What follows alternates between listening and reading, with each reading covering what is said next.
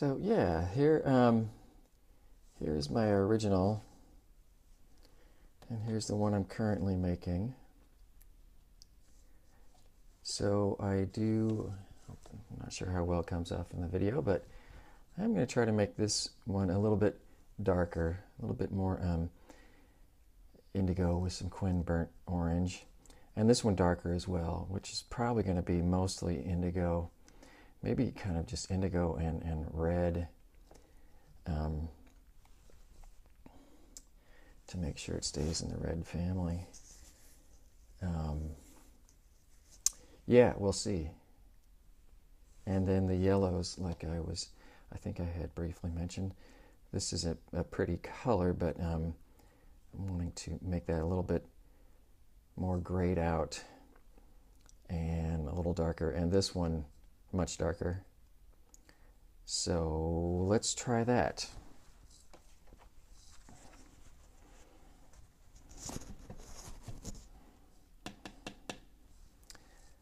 Let's see, this is a mixture of some stuff I was using that was basically from that. Let's see. I'm going to bring in some Quin burnt rose. That's a little bit too watery, but that's okay. Some Quin burnt orange and some indigo.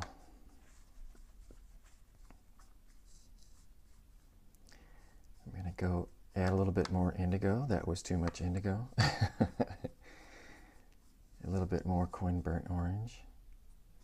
A little bit more red. You know, it's interesting because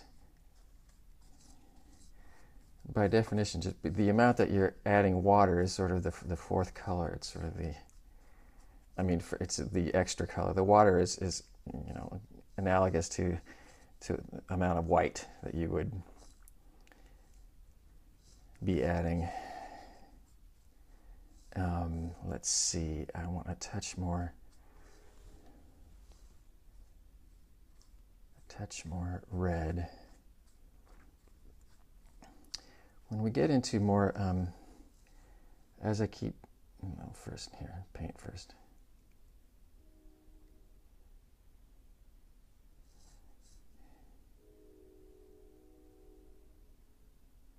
Well, that went down pretty quick. Is it what I want? I think so.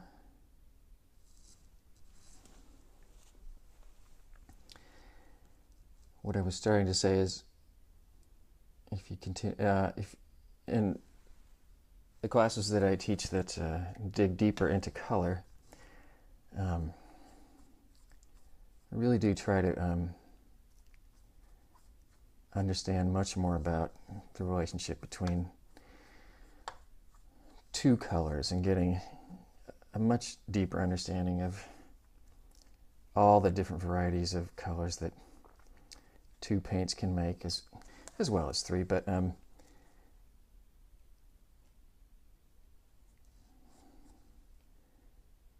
this I mixed mostly some Quin rose, and there was still a little bit of Quin burnt orange, but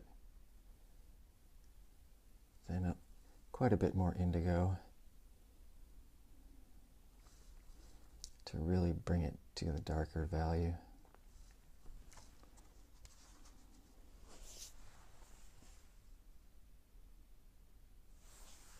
That is working for me. I am going to, let's see, I'm going to clean off my brush in this one water.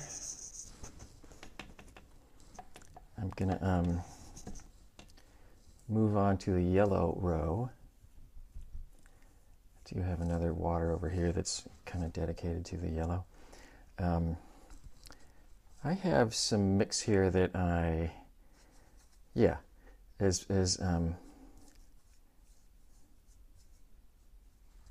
mixes for the study of this middle, the yellow row. I'm thinking about this one here, and like I said, a little bit gray, a little bit darker, but also a little bit less pure of a color.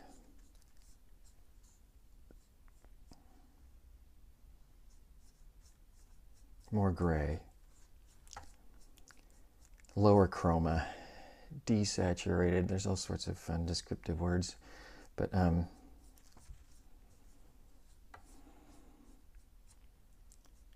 little bit of the yellow and quin burnt orange and a touch of the indigo. I'm going to bring in a touch more water. And I'm going to go for it. And that might be a little too dark.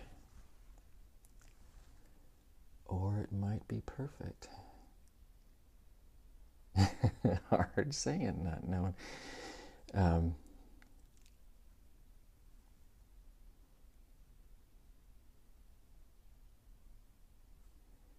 When I do put on a swatch, I instead of testing on a separate piece of paper, I will usually, I think I'm just comfortable enough and familiar enough to know that if it seems too dark, I can add a little bit of water right here on the paper to dilute it a little bit and make it a little bit lighter. Or the other way around.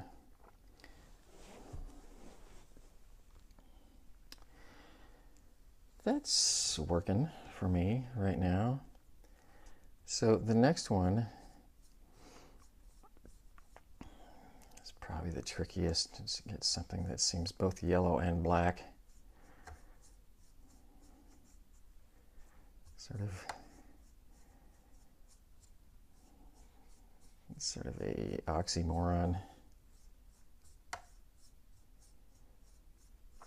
But there's still some yellow in that original mix here, and a bit more quin burnt orange and a bit more, indigo.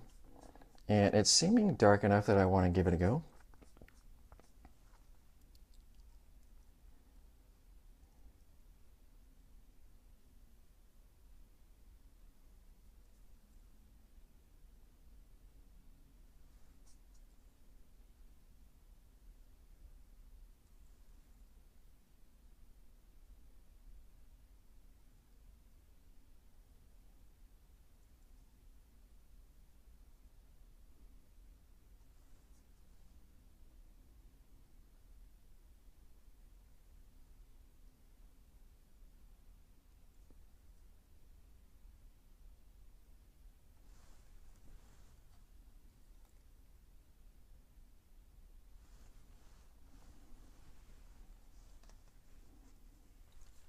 Yeah.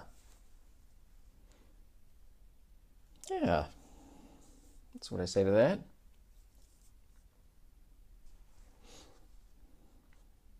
It's interesting. It's certainly not the most pleasing